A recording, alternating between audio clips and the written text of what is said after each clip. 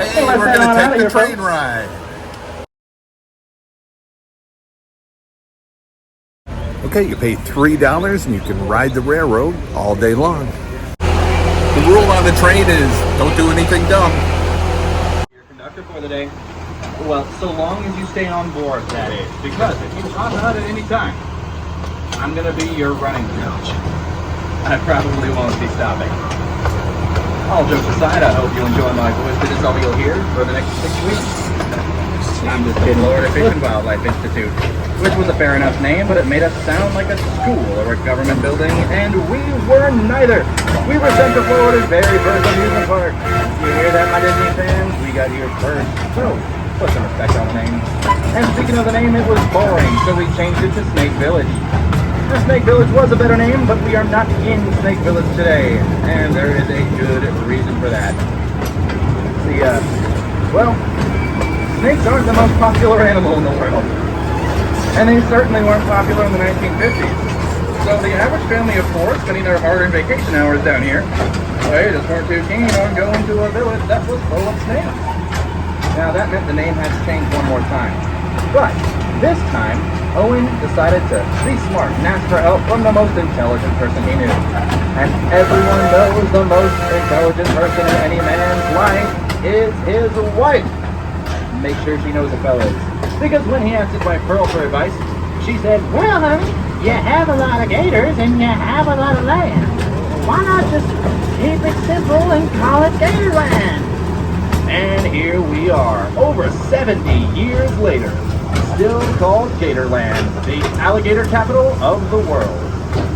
And we've got more than alligators, folks, but we've got crocodilians from all over. Here coming up on the right-hand side, we've got the largest crocodilian of them all, the Australian saltwater crocodile. That right there, well, her name is Sheila. Here in the water down here, we've got Morton, and he's hanging out with his beautiful girlfriend, Lizzie. And then in this second enclosure, we've got Phoebe. And last but not least, we have Big Daddy Dundee hanging out with his lovely girlfriend, Salty Girl. And this is actually where I'm going to make my first of a few stops, folks. I have to hop out and turn off their water because we're going to drain it and refill it in the morning just to keep it nice and clean for them. Largest of the crocodilians, but they are not necessarily the most aggressive. See, here at Gatorland, we are actually crawling with the most aggressive predators known to man. Tourists. However, they come in droves to view the Nile crocodile, the most aggressive crocodilians. Now, we have 7 of them in that particular enclosure right there.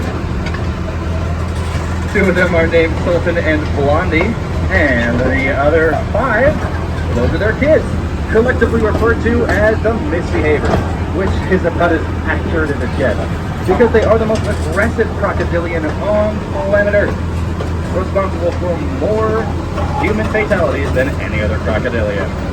So please be careful out there, folks. Let's not add to that list today. Let me put that in perspective. The Nile crocs are responsible for roughly 1,000 deaths a year, but American alligators are responsible for about 7 deaths a year. Let me put that number in perspective. Cows are responsible for 20 deaths a year. Now, I know what you may be thinking as we head into this next enclosure, but don't worry. They just ate, so you should be fine. I'm just messing around. This is Piney Woods, and where we're going to make another one of those unscheduled stops because I have to close some gates behind us. They are native to Australia. Very closely related to the ostrich, although ostriches are African, not Australian. Anywhere between 30 and 35 miles an hour. And them being able to run so fast, those legs are super strong. A kick from them, it's about 1,000 pounds per square inch of pressure. It'll definitely break ribs. And it's about the same amount of force as the bite from one of our alligators on the left-hand side at the Legends of the Swamp Arena. That is where you can see an alligator wrangler jump in the water, grab an alligator, pull him on up to the sand, hop on his back, open up that strong jaw of his, show you the beautiful pearly white razor-sharp teeth inside, and then he'll teach you all about him. He'll teach you the ins and the outs, and then it'll tell you all about the do's and, more importantly, the do-nots of encountering those guys out in the wild. We have over 2 million American alligators in Florida alone, so you know we may as well learn to coexist. Over on the left-hand side is the up-close encounter show. That's where you can see a couple of my friends open up some bags and boxes and see what kind of crazy critters are inside. And if you're lucky, we'll even pull you down from the audience to help us out. Well, speaking of crazy critters, on the right-hand side is Jaws, the American alligator. He's a bit of a Gatorland celebrity and a diva, demanded his own enclosure with a private lifeguard. And speaking of which, I haven't seen the lifeguard recently, so if you see a job opening, you know what happened. But on a lighter note, the left-hand side has the petting zoo, open until 4:30 every day. That's where you can go on in there, pet those little guys and feed them and tell them all about your worries, cares, hopes, dreams, desires, secrets, and sorrows. They are fantastic listeners. And for what it's worth, folks, it is a fraction of the cost of therapy. And for me, it was like twice as effective. Oh, this is my favorite view on the whole tour. All right, folks, get those cameras out and ready, and everyone look to your left. That's a wall, gotcha. But on the right-hand side is the breeding marsh. 10 whole acres of curated swampland dedicated to 150 American alligators. We have 100 females and 50 lucky males. We keep the gender ratio 2 to 1 because, well, the males get very territorial over females, especially during the breeding season, which is happening right now. So, to keep their options open, keep the size to a minimum.